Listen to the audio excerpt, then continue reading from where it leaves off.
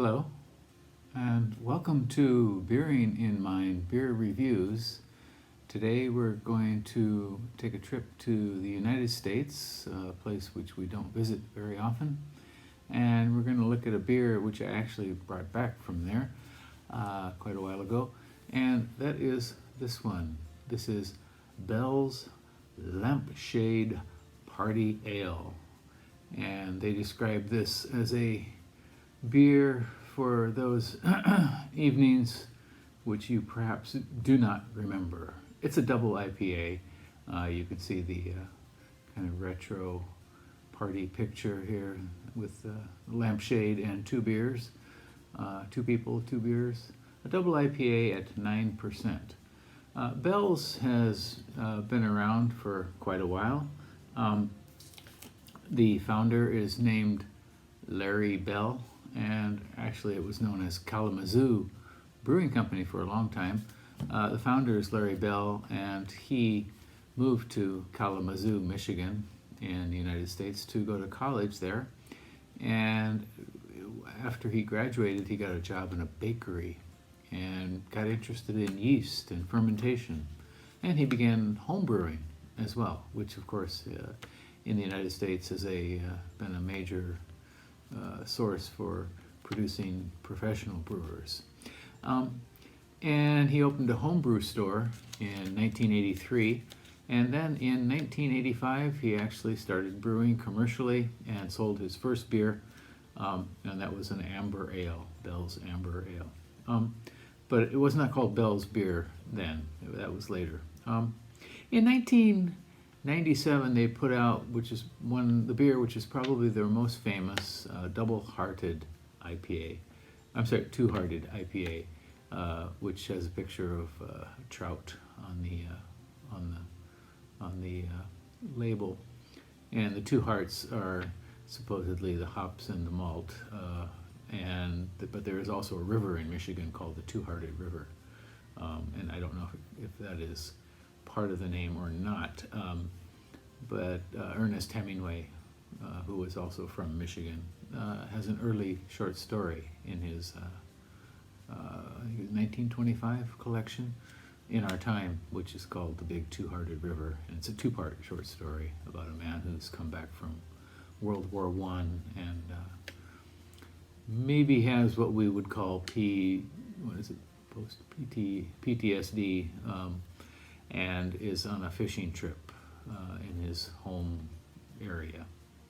In any case, Two-Hearted was a big hit, and it's still I think it's their biggest beer that they produce, the main beer. In 1989, they produced another major beer for them, which is Expedition Stout, and Expedition is ranked among the best stouts in the world, Imperial Stout, I'm sorry, and it's an exceptional beer.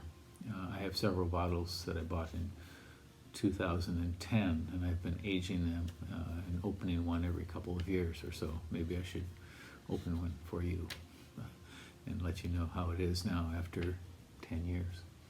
And another big hit for them, of course, is Hop Slam, which came out in 2004. And Hop Slam usually sells out very quickly, as soon as it hits the shelves. And then in 2007, they developed another big one, at least for me, Black Note Stout, an exceptional stout.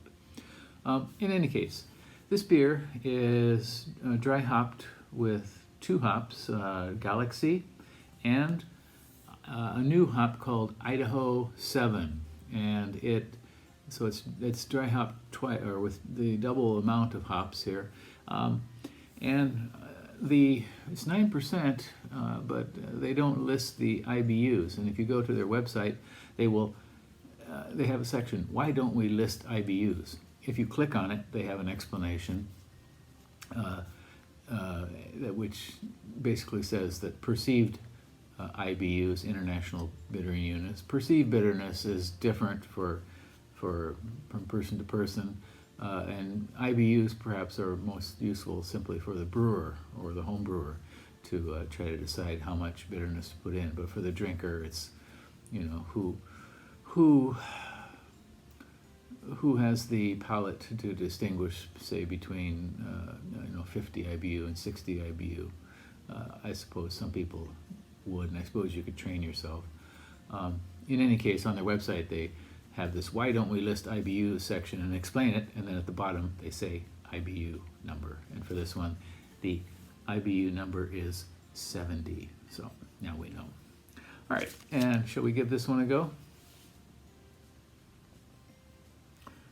The cap has a picture of a Polaroid camera, which of course you may not want when you're in a situation like this, but which you may have a picture taken of you with. Okay. This is a little bit beyond its best by date. The shelf life is 3 months, and this is over a year old, so we'll see.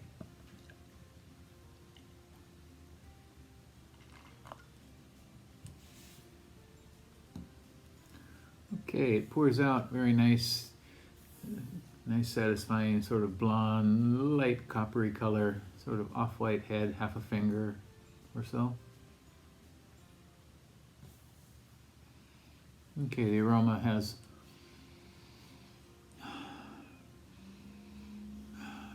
thick stone fruit, something tropical as well.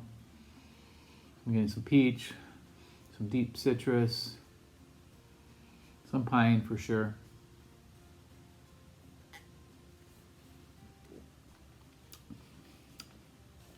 Again, pine, kind of thick citrus, very big caramel in this, and a slight alcohol presence as well.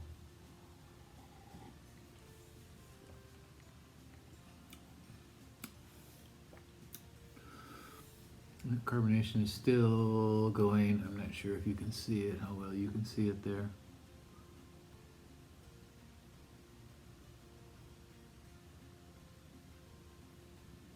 Okay, so this is an Imperial or a double IPA,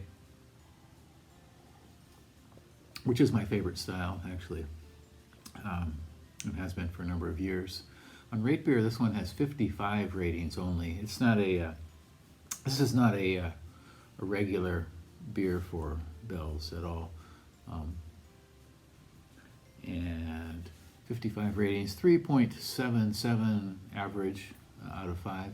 96 percentile for all beers on RateBeer, and 90 percentile for its style, Imperial IPA. On the back, it says, "We cleaned out Mom's attic and found these pictures of Uncle Rick and Aunt Linda, and all we can say is, wow, we had no idea." So sounds like kids being surprised by what their older aunt and uncle did when they were younger. And here we see the Independent Craft Brewers Association label, this upside down bottle. I've always thought that this is an unfortunate sort of symbol. It looks like a dead soldier, an empty bottle. I'm not sure why they chose it, but apparently most breweries, independent breweries, are going with this to show that they're not, big major beers, that they're craft brewers. Okay, in any case, this is a decent double IPA. It has suffered a little bit, I think, from the time. 1 year, it's still quite drinkable. Well, quite pleasant. Again, Lampshade Party Ale from Bell's in Kalamazoo, Michigan. Please give it a try if you happen to see it, but keep the lampshades off your head. That's it for today. Take care. Bye-bye.